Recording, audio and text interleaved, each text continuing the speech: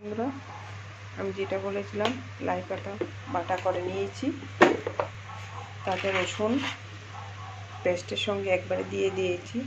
আপনারা লাই পাতাটা একটু শক্ত তো বয়েল করেও নিতে পারেন, আমি কাঁচা করে নিয়েছি, কিন্তু মিক্সচার গ্রাইন্ডারে একটু কষ্ট হয় কাঁচা করতে।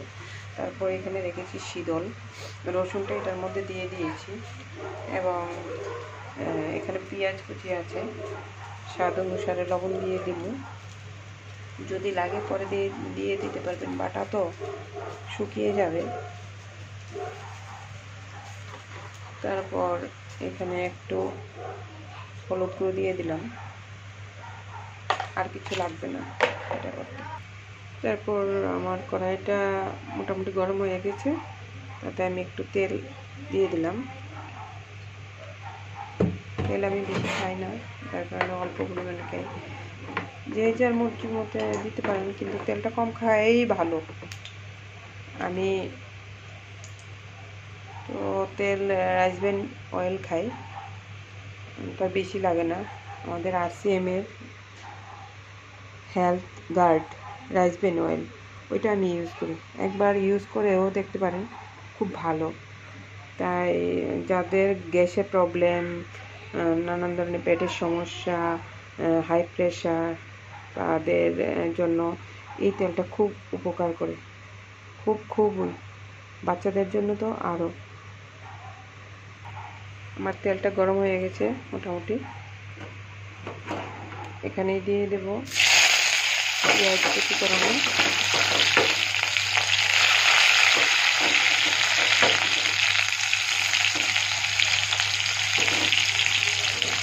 একটু নেড়ে করে নেব।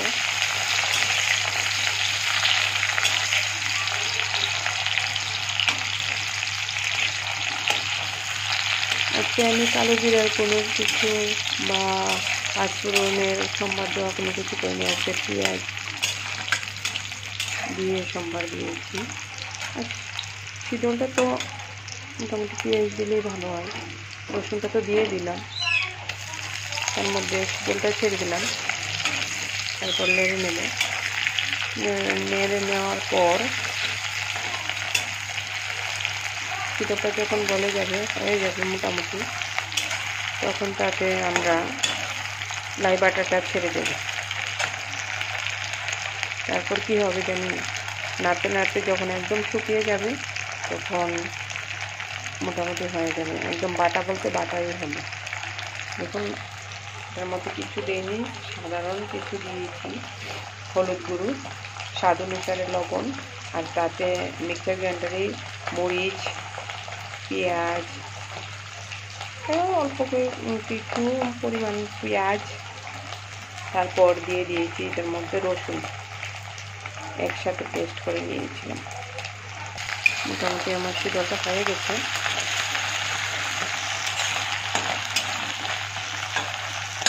তার মধ্যে এখন ছেড়ে দেব আমাদের লাই পাতা বাটাটা।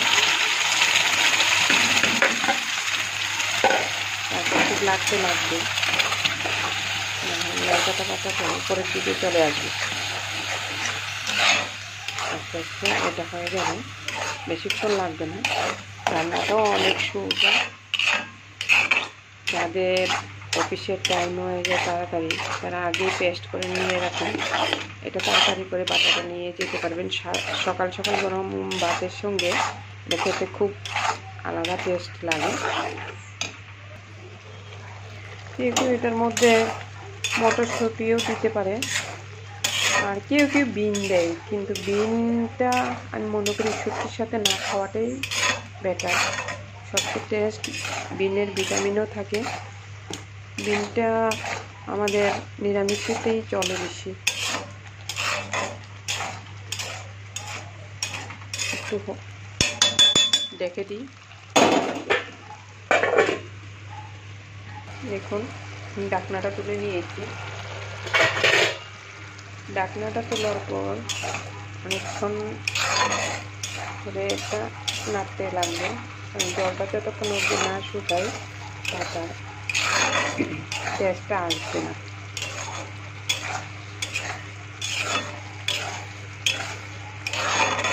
নাড়তে নাড়তে একদম শুকনো বাটার মতন করে দেবেন।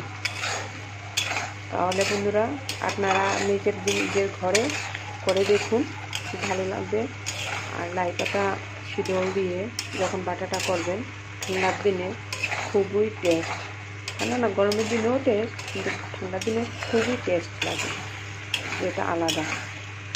একবার যদি যার হাজব্যান্ডকে করে খাওয়ান না, হাজব্যান্ডটা বলবে আবার আরেকদিন করে খাওয়াতে। নমস্কার। শুকিয়ে গেছে, একদম টান টান হয়ে গেলে তারপর আপনারা নামিয়ে নেবেন। কেউ ধন্যবাদ দিতে পারেন, আমি কিছু দিই না, আমি নর্মাল